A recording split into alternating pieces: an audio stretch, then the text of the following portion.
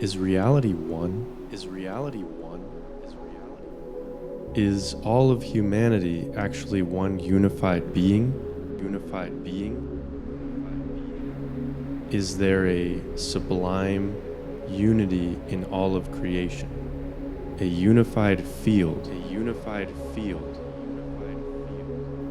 And does this unity give rise to the notion that we are all God?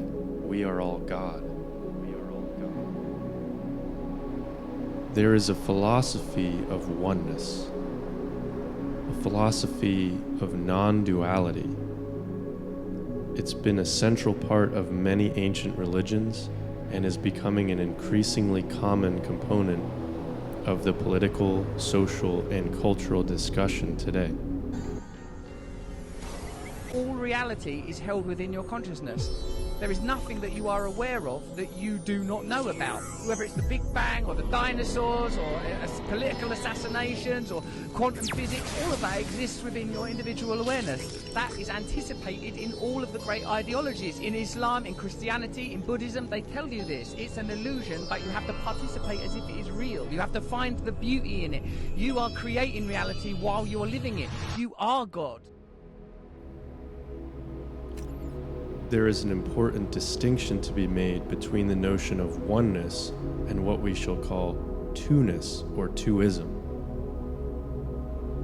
I am going to draw from ideas and information presented by the great Dr. Peter Jones in his books One or Two and Only Two Religions. I'm going to provide a powerful overview of his work and mix in a lot of my own material as well.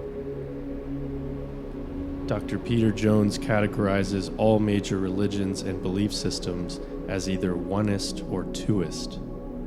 In a nutshell, oneism says that all of reality, creation, and humanity is one.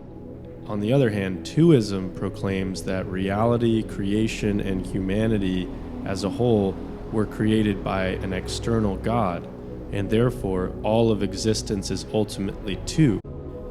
So let's start by examining the 5 main points of oneism.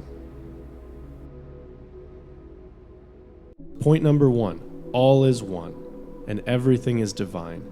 There is no external God. Spirituality is found solely in ourselves and in the universe around us. This belief is held in several different forms in Hinduism, Gnosticism, Buddhism, Norse mythology, and even Native American religions. The Hindus call this idea Advaita, which literally means non-duality or all is not two. Fundamental to the oneist belief structure is the notion of the joining of the opposites, or in Latin, conjunctio oppositorum, the marrying of the opposites. This idea exists in both Eastern traditions, as represented by the yin-yang symbol, and it is also represented in the Masonic traditions of the Freemasons. According to the Masonic handbook, the black and white checkered floor, which is present in every Masonic temple and represents the reconciliation of the opposites, is given such prominence in the Masonic Lodge because every Mason is intended to be the high priest of his own personal temple and to make of it a place where he and deity may meet. Interestingly enough, there are many parallels between the ancient teachings of the Eastern religions and the occult practices of the Masonic Lodge. They both place a similar emphasis on unity of opposites and the divine oneness of creation. Oneism point number 2 is that all of humanity is one, and everyone shares in the identity of collective consciousness. If we all unite, we can bring the world to a new level of happiness and peace. Each person has the divine within them, and so we are all joined together in our divinity.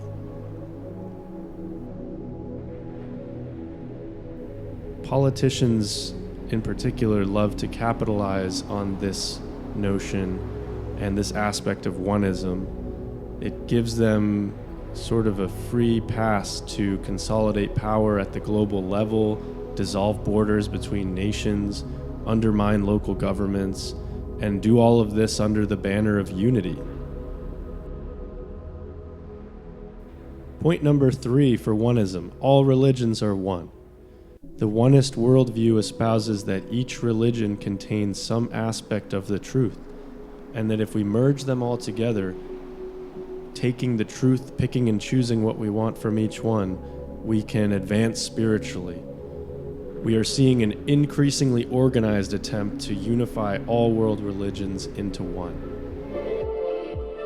A mosque, a church, and Abu Dhabi's first purpose-built synagogue. 3 deeply reverent and architecturally stunning places of worship in the heart of the United Arab Emirates.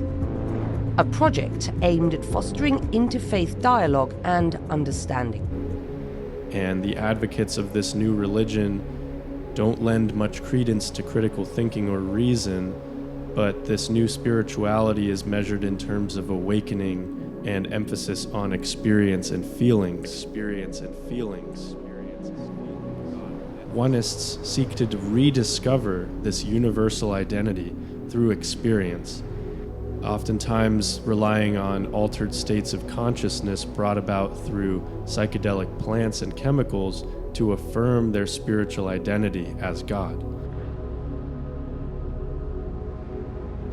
The practices of mindfulness and meditation are often used to bring about contact with the depths of the individual. All of these practices are based solely on experience and not really grounded in any thinking or reason.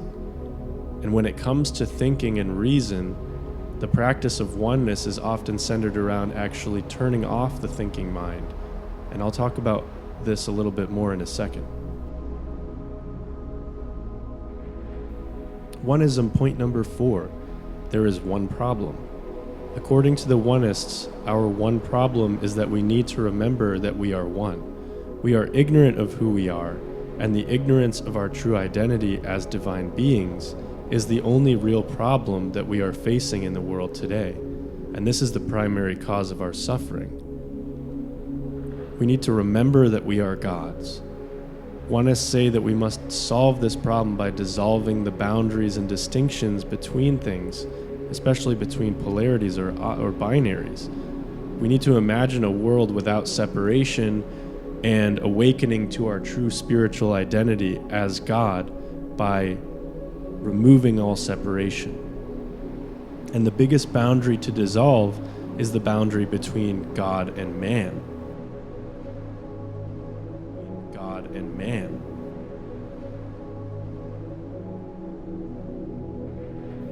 Once this boundary dissolves, all other boundaries will follow as we ascend into oneness consciousness. Oneism dissolves the boundary between animals and humans. It considers humans to be equally as divine as amoebas, and simultaneously, the more environmental arm of the oneist movement attempts to give animals the same rights as human beings. Oneism has sought to destroy the boundary between Jesus and Satan, calling them one in the same. And several Gnostic and Masonic traditions actually do teach that Jesus and Lucifer are the same being. The lines between good and evil are being eroded as we celebrate the intentional destruction of human life in the form of abortion, currently killing around 3,000 babies per day in the United States, and celebrating this as an act of compassion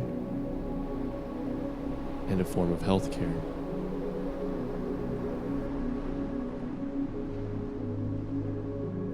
And one of the biggest polarities in nature that is being intentionally destroyed is the binary of male and female.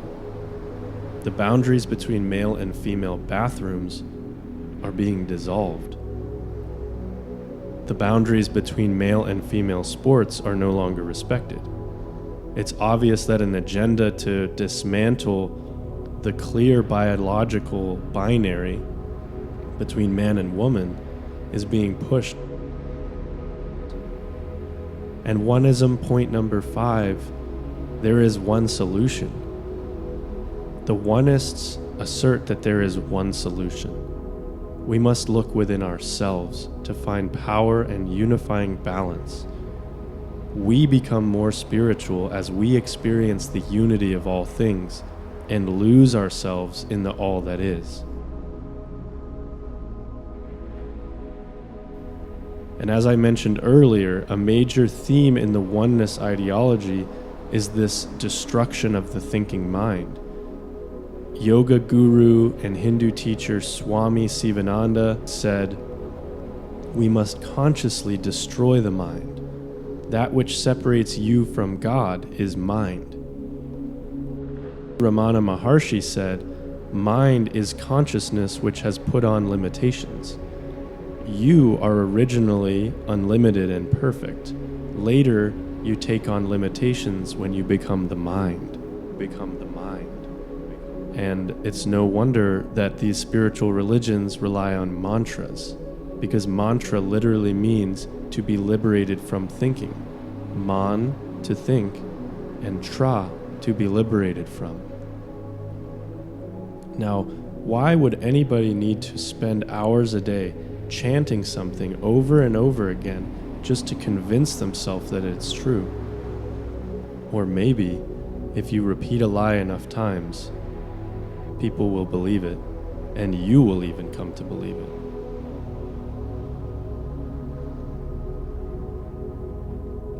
But the biggest issue with oneism, in my opinion, is that creation and matter are not self-creating. Matter doesn't create itself. The law of conservation of matter states that matter can neither be created nor destroyed. And the law of conservation of energy states that energy can neither be created nor destroyed. Being a very honest person, I'm sure you can tell me where God came from. All right, your question, where did God come from, assumes that you're thinking of the wrong, obviously it displays that you're thinking of the wrong God, because the God of the Bible is not affected by time, space, or matter. If he's affected by time, space, or matter, he's not God. Time, space, and matter is what we call a continuum. All of them have to come into existence at the same instant, because if there were matter but no space, where would you put it? If there were matter and space but no time, when would you put it? You cannot have time, space, or matter independently. They have to come into existence simultaneously. The Bible answers that in 10 words. In the beginning, there's time. God created the heaven, there's space, and the earth. There's matter.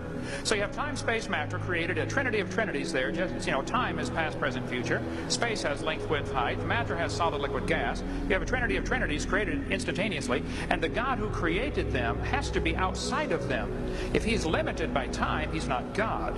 The guy who created this computer is not in the computer. He's not running around in there changing the numbers on the screen, okay?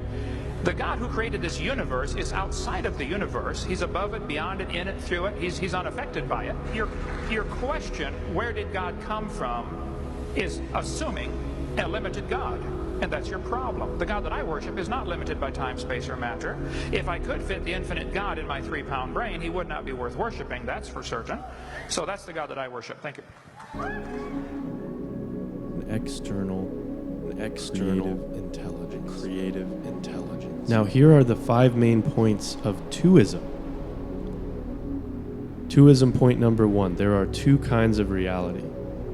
So God is the creator under the Twoist model. He is an external and personal God who created the world. So there are 2 kinds of existence. There's the existence of God, who is an uncreated being, eternal, everlasting, always existing. And there is the existence of everything else which is created. It had a beginning, beings. If time, space, and matter somehow violate the laws of conservation and create themselves, then yes, we have oneism. But if a creator who is distinct from time, space, and matter created the world, we have a reason to believe that there is a distinction between the creation and the creator.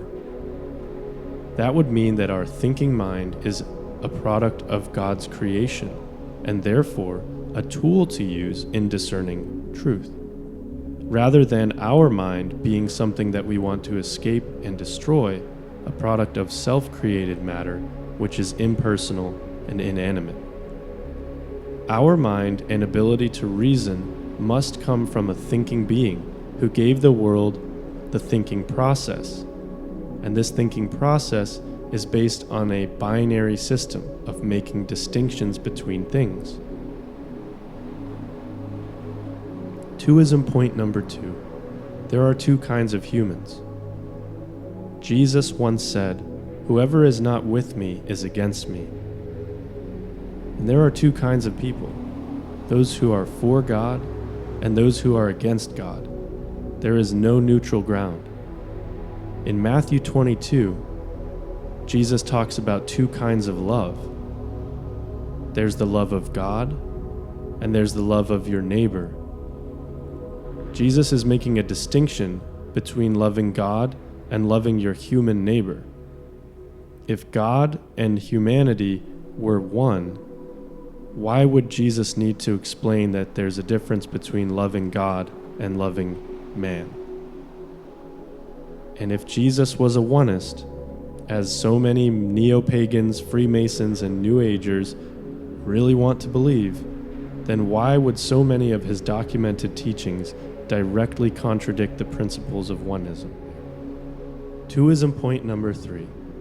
There are two kinds of religion. Spirituality can be defined as worship, service, and adoration. We either worship God and recognize God as the creator, or we worship and serve the creation in 1,000 different ways, whether through earth, Gaia worship, animal worship, worshiping of disembodied spirits, aliens, fallen angels, worshiping ourselves, worshiping money, fame, power, success, sex, worshiping the oneness of creation as a whole. All of these forms of onist creation worship are ultimately one and the same. And even the materialistic Darwinian atheist, I believe, practices a form of oneism, since atheists have essentially thought through the way they see the world and they concluded that there is no God. And therefore they have made themselves and the creation the center of the universe.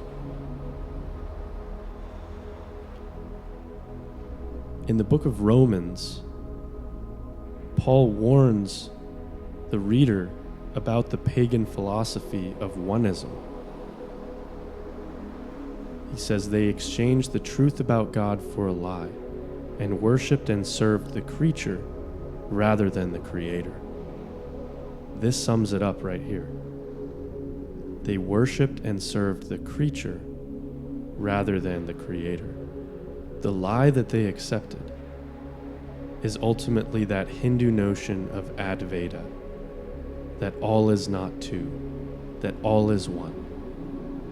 This is the lie that confuses so many people seeking spiritual growth and a deeper relationship with God. Twoism point number 4. There is still one problem. And that problem is evil and sin. We reject the Creator's authority and the Creator's definition of the world and of who we are.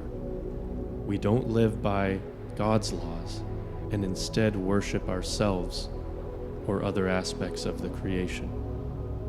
God's law provides guardrails for us to live a righteous and honorable life. Yet God also gave us the free will to choose to honor God or to go our own way. Ultimately, humanity cannot save itself from the condition of sin and darkness. We need a power that is higher and greater than ourselves to provide salvation and redemption.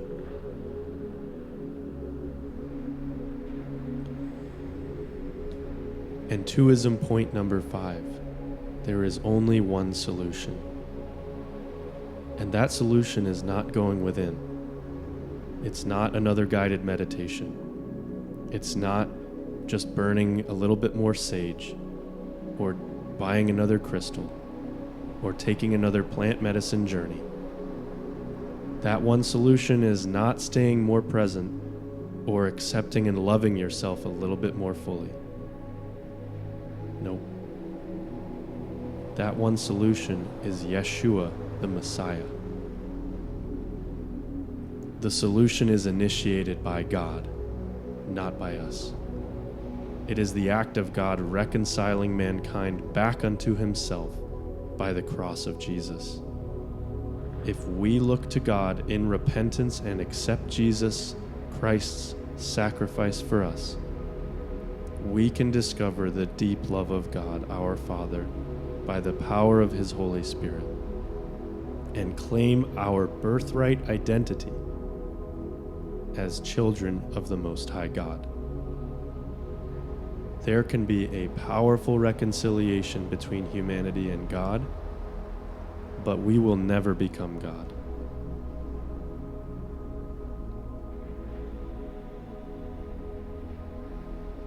I find it interesting that today so many people want to define themselves and tell you what their identity is, what their sexual identity is, what their pronouns are, how they choose to self-identify. In Scripture, there is only one being that identifies and defines itself, and that is God. Who are you? I am that I am. I don't understand.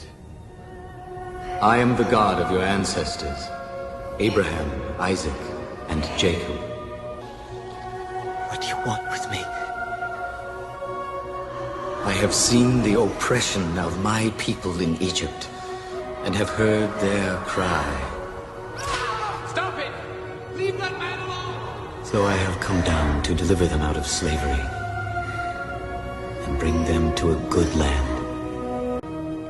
And so unto Pharaoh I shall send you. Me? Who am I to lead these people? They'll never believe me. They won't even listen. I shall teach you what to say. Let my people go! But I was their enemy. I was the prince of Egypt, the son of the man who slaughtered their children. You've chosen the wrong messenger. How can I even speak to these people? Who made man's mouth? Who made the deaf, the mute, the seeing, or the blind? Did not I? Now go!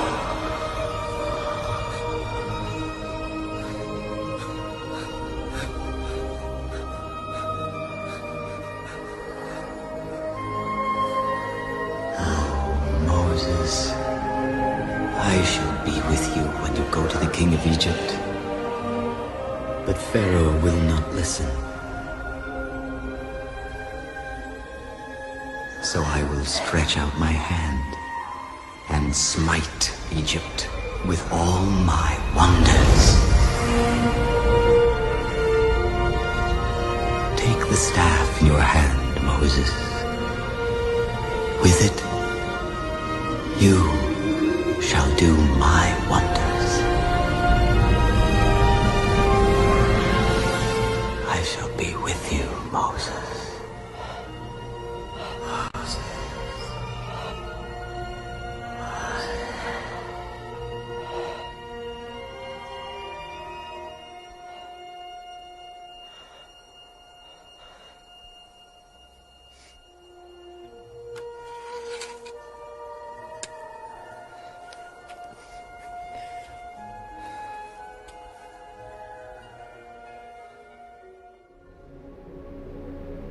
In the beginning, God created the heavens and the earth.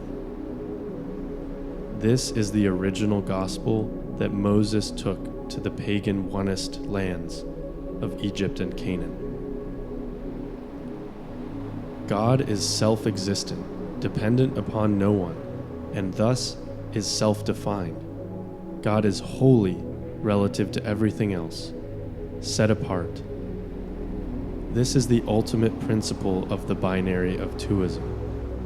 Holiness literally means set apart, and that all things are set in their rightful places. Things are holy when God determines where they should go. When God created the world, He separated it according to His will.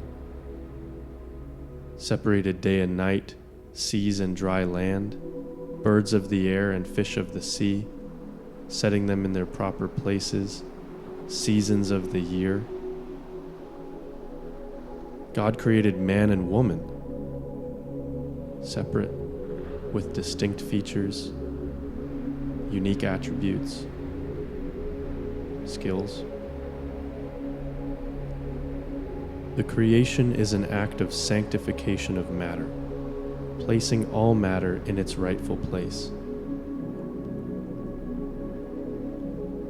I believe there is an organized movement attempting to repackage occult Masonic teachings and pagan mystery religions, disseminating them to the masses in the form of the New Age, neo-paganism, and UFO religions. This is a false awakening, my friends. The objective is to steer humanity away from the truth and into a one-world religion. This is the spiritual dimension to the New World Order agenda.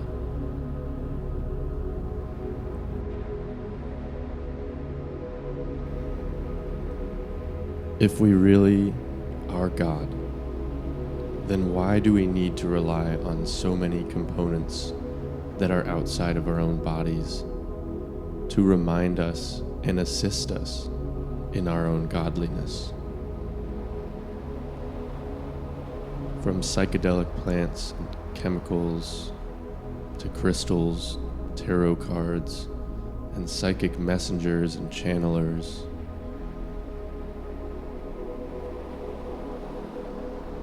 I'd imagine that a true God is dependent upon nothing and entirely self-sufficient.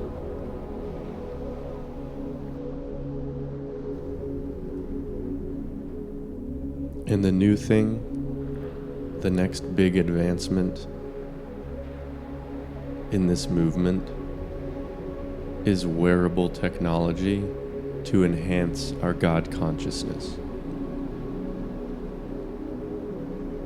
The late Rockefeller-funded New Age guru Barbara Marx Hubbard recently endorsed the HeartMath Institute's Global Coherence Initiative. This movement is propagating neurofeedback wearable technology in order to digitally synchronize humanity's collective heart rhythms and brainwaves into an electronically induced state of synthetic spiritual bliss. John D. Rockefeller III's brother was Lawrence Rockefeller. Not only did he bankroll Hubbard's Foundation for Conscious Evolution in order to further the Oneist agenda and digitally engineer humankind into a transhuman species, he also bankrolled many other high-tech industries, including biotech, nanotech, and quantum computing. All of these technologies are seen as necessary vehicles for the evolution of human consciousness by the Foundation of Conscious Evolution.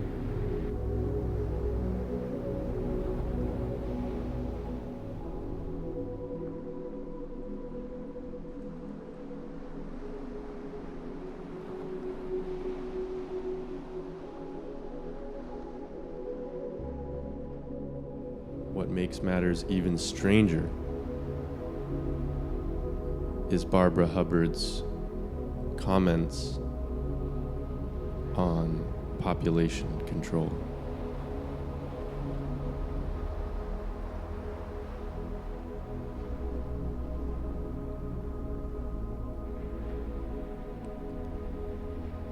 Barbara Marx Hubbard has been endorsed by Deepak Chopra and many other New Age thought leaders.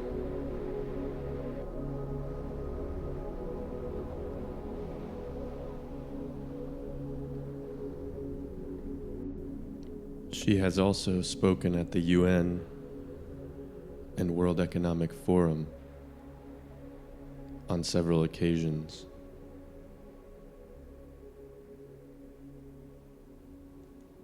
We are the first species on the face of this earth to be aware of evolution, to be aware that we are affecting our own evolution by everything that we do.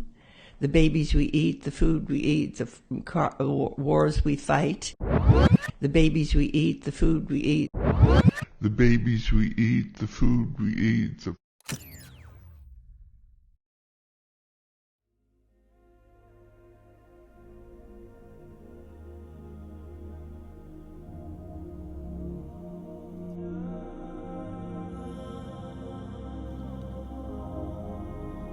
Without an external God, humanity is lost.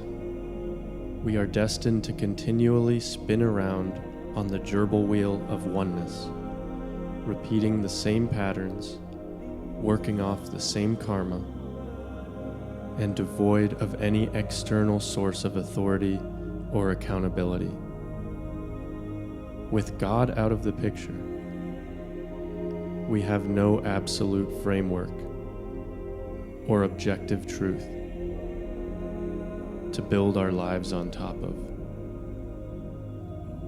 Truth and virtue are now relegated to the subjective realm,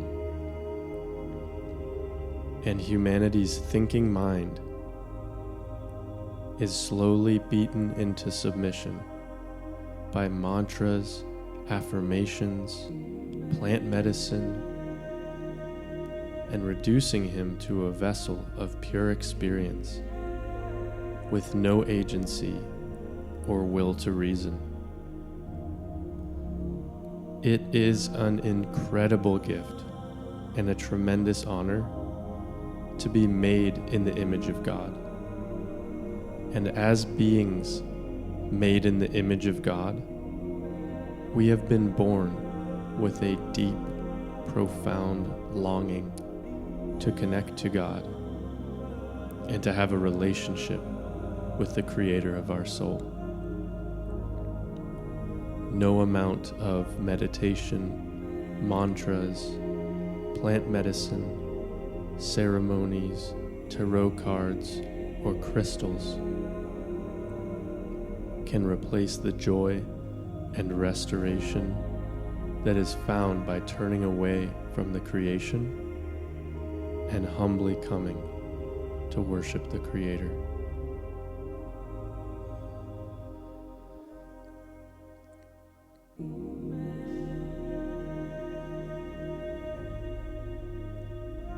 And if you believe in Oneism, or you are involved in the New Age movement at all,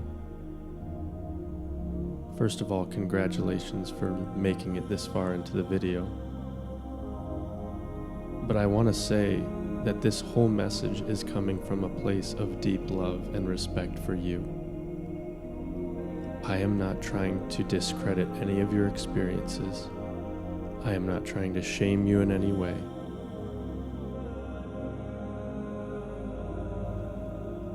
All I'm offering is the truth. Nothing more and nothing less.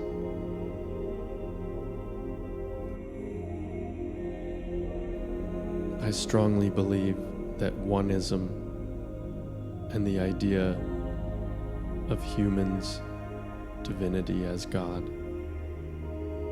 is the oldest temptation that humanity has ever been faced with.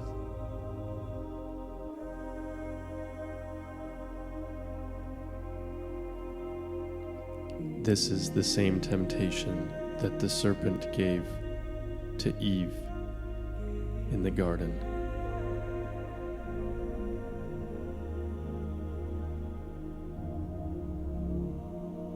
The opportunity to be like God, to become a God.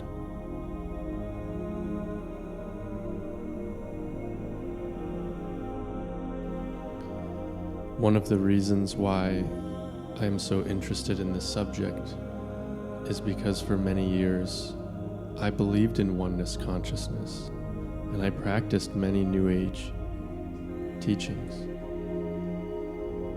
I was passionately seeking enlightenment and ascended experiences through meditation, through yoga, breath work, psychedelics, Gnostic teachings, and hidden knowledge. And in my journey, I found all of these practices and modalities to be completely meaningless and unfruitful in bringing me true peace and a deeper sense of purpose. I came to understand that there was nothing that I could do to bridge the gap between myself and God. I came to understand that there is a creator who exists outside of creation, and the only way to true enlightenment is through Jesus Christ.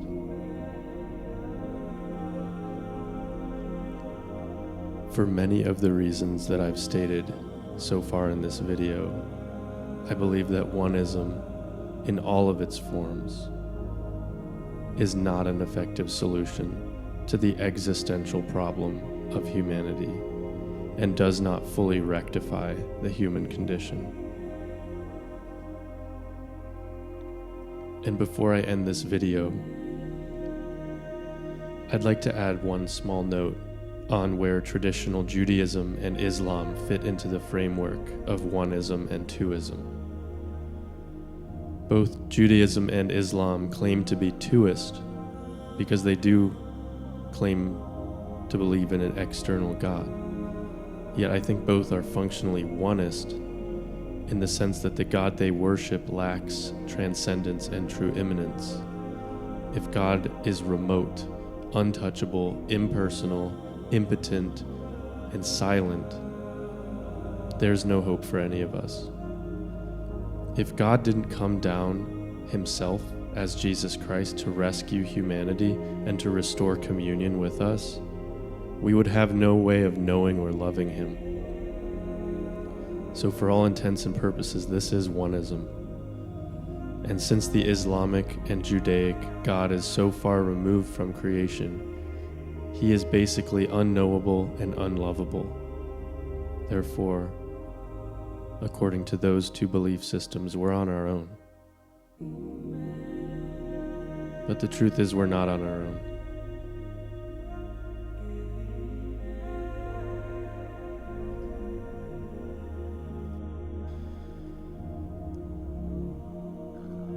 I hope you enjoyed this video today. Thank you so much for watching. Please feel free to subscribe to my channel for more videos like this. And I pray that God blesses you and reveals the truth to you. The truth about creation, the truth about God, and the truth about your identity and birthright in the kingdom.